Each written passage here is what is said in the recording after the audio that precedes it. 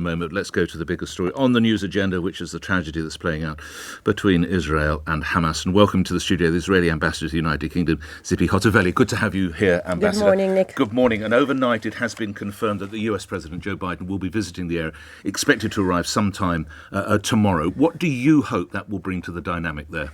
Well, first of all, we received such a great support from President Biden. I think everyone were moved from his powerful speech and the fact that he understood from the first minute that this is something else, that it's not another round. This is not something that we've seen in the past. This is war that Hamas started, and it started in the most barbaric way that, as we spoke before we were on air, we're still being exposed to the atrocities, the horrific things that innocent children, men and women, were under the hands of barbaric Hamas terrorists. The report you refer to is one coming out today that scientists working in Israel cannot identify 297 bodies. They've been so brutalized, they are unrecognizable. Exactly, and we heard yesterday that from the recognition process, 90% of the deads, they were tortured before they died. And it was part of Hamas instructions to torture people to death, burn them alive. Those atrocities we've seen just in the dark times in the Jewish history, like under the Nazi regime in the Holocaust. And this is why everyone is so shocked from this barbarism. And President Biden is supporting, just like Prime Minister Sunak and the whole leadership here in the UK, are supporting Israel's right, not just to self-defense, which is very general, but actually they stand behind Israel with the aim of this military operation, which is to make sure Hamas won't exist on our border on capabilities level, but also on the political level. So we won't have Hamas after this war is over. You say, so just to confirm, you believe 90% of the victims was tortured in some way? Yes. Okay. So President Biden goes there next week. Can we talk a little bit about matters here in the United Kingdom? You are the Israeli ambassador. How easy is it to be Jewish in the UK at the moment? Well, I think it's not easy to be Jewish to begin with, but of course I accept that. But in your post as ambassador, we appreciate the fact that the Jewish people in this community show enormous solidarity with what's happening in Israel. I was in Kinloss when Prime Minister Sunak came to address the community and was talking how he stands with Israel, and he was saying Am Yisrael Chai, which means the people of Israel are alive, and it touched the hearts of everyone. I heard from the chief rabbi just lately. I'm involved with the community very much, and we appreciate the support. We feel like we stand together as one people, and it's important. To Jewish mums and dads listening now who don't know whether they should or be sending their children to schools, what would your message be, Ambassador? Send your children to school, because the UK leadership is. I met Suella Braverman yesterday, the Home Secretary, yes. And we were discussing anti-Semitism and the rise of anti-Semitism according to CST reports, and obviously there is rise in anti-Semitism, but we were talking clearly that this community will be protected. We saw Prime Minister Sunak goes to school just this week, and this is my message: send your children to school and support Israel. Staying with matters here, and you mentioned the Home Secretary, Suella Braverman says the chant, I don't wish to cause you personal offence, but from the river to the sea, Palestine must be free. She says that as anti-Semitic. The Muslim Council of Britain are challenging her and saying it is not anti-Semitic, it's a fair chant at a demonstration. Your view, Ambassador? So it's either people don't understand what they're saying, or they understand and they ignore the consequences. Because from the river to the sea has only one meaning, that if you look on the map, that Israel shouldn't exist and Israel should be totally eliminated from the Middle East map. And what is not, if not ethnic cleansing of the Jewish people from their homeland? So my opinion, I support what Home Secretary is saying. This is a chant that shouldn't be heard in the streets of London. I think that or indeed Manchester. And I would like to say another thing. I mean, many people, they understand that Israel went through this horror terror attack that was never seen in my country. But from the other side, they're saying, what about the Palestinians? Palestinians. So I would like to say, if you care about the future of the Middle East and you want to have peace, you need to stand with us against Hamas, because Hamas is the one who preventing from Palestinians to get a shelter in the south of Gaza when Israel is trying to minimize casualties, and Hamas is the one who preventing them to get electricity when they're using it. And Nick, listen, this is the 11th day of the war, and Israel is still under fire. In the last 11 days, we had rockets every single day on our cities. People are in shelters, and we are in a reality of war on a daily basis. This was not just one day attack. But it's my understanding that it's Israel that's cut off the power and the water, Ambassador. How do you justify that? I will answer to you. Israel is not targeting civilians, and from 2005, the control on the Gaza Strip is Hamas control. Yes. This is why Hamas is in charge. Now, Hamas is based in schools, in hospitals, is embedding himself in the civilians. And what we need to understand that Hamas is using the electricity in Gaza that could have supplied the water supply for the Palestinian people of Gaza, but they're using it in order to create this whole manufacturing of rockets against cities in Israel like Tel Aviv and Jerusalem yesterday, like my hometown, Rehovot.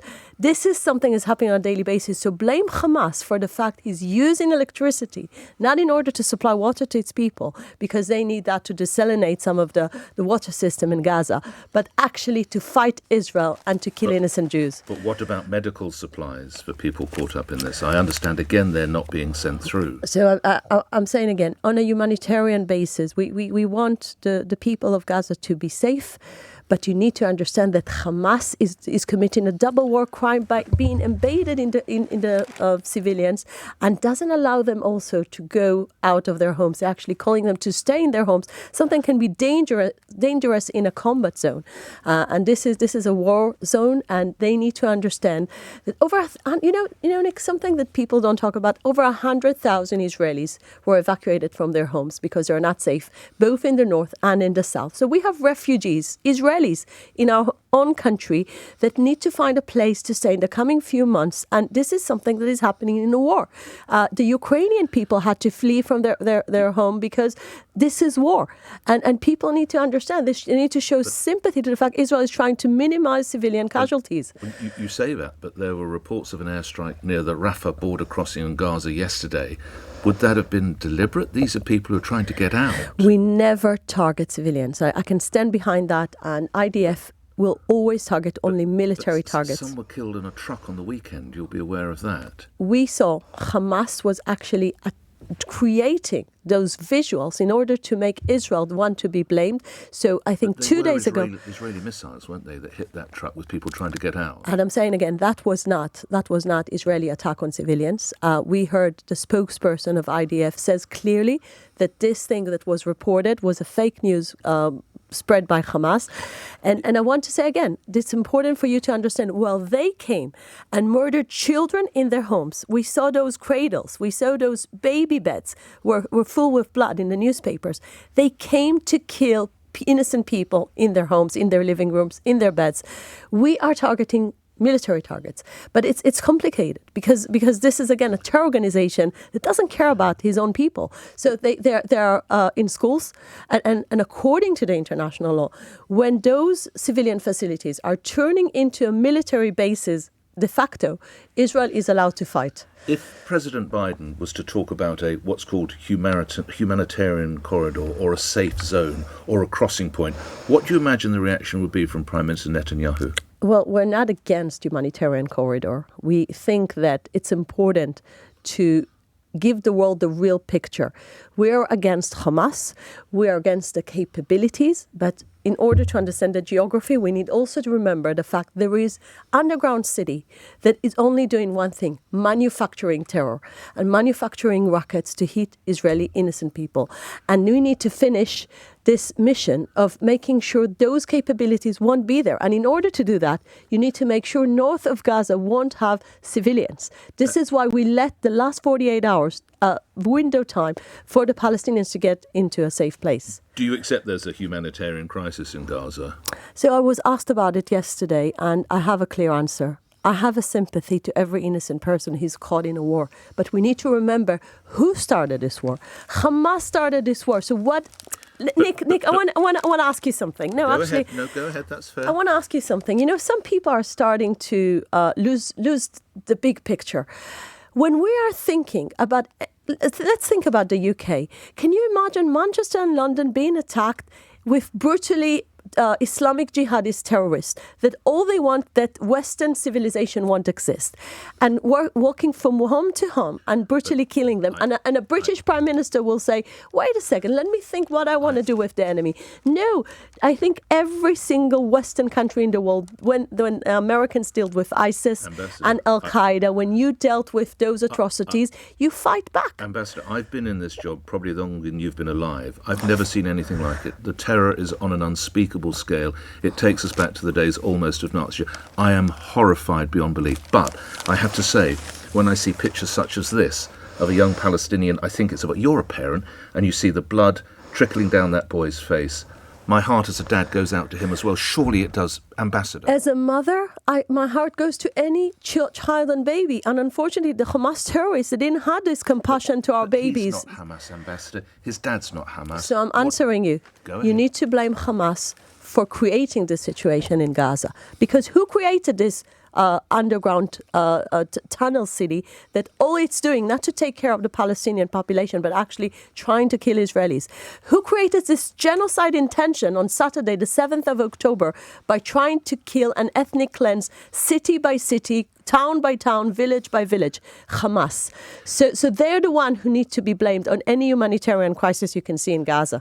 This is my message to you. So we are trying to prevent humanitarian crisis, but we need to understand Hamas is in charge. Can you give us a sense, Ambassador, of the community spirit? I've taken calls from people in Israel who straight away sign up. They go straight back into that. There's no question about it. Wives encourage their husbands to go to war, and their sons. Dads shake their hands by the son. You've got to go to war. Explain the spirit that's over there, Ambassador. So I was there last week with James Cleverly, the Foreign Secretary. He showed his solidarity by coming to not just to Israel, but actually to the south area of Israel. And he met survivors, and he walked into the houses where those battles with the terrorists were going on. So everything looked still like a war zone. What did he see? He saw two things. He saw incredible resilience of the Israeli people. He saw a spirit that we will win. He saw that the fact that the Israeli people are 100% united, including with the political reflection with the Unity War Cabinet.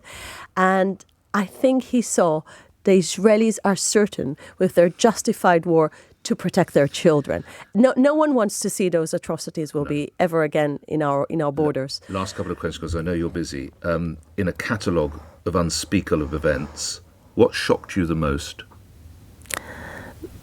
Burning children.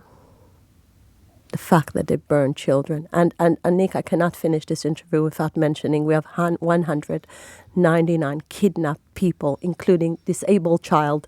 We heard J.K. Rowling that her heart, was going to this girl was wearing the Harry Potter costume. And she said, this child is in Gaza now. It's not human to hold hostages and kidnapped Holocaust survivors in Gaza. Prime Minister Sunak in Parliament yesterday said, bring the hostages back. Yes. So I'm calling back again, bring our hostages back home. And lastly, the events of 7th of October will go down in our lifetime as the worst in the history of Israel. Does the government owe an apology to the people of Israel that there was such a catastrophic failure of intelligence and defence? Well, no doubt that everyone should take a serious investigation about those events. I mean, there is no doubt that will be a serious investigation after. An apology, Ambassador?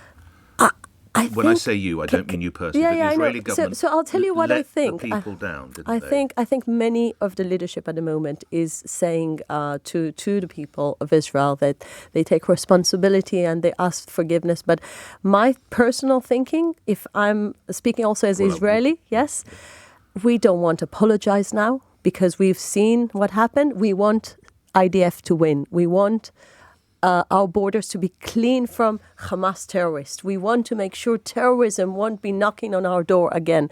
So this is what Israeli want. Israeli want winning this war.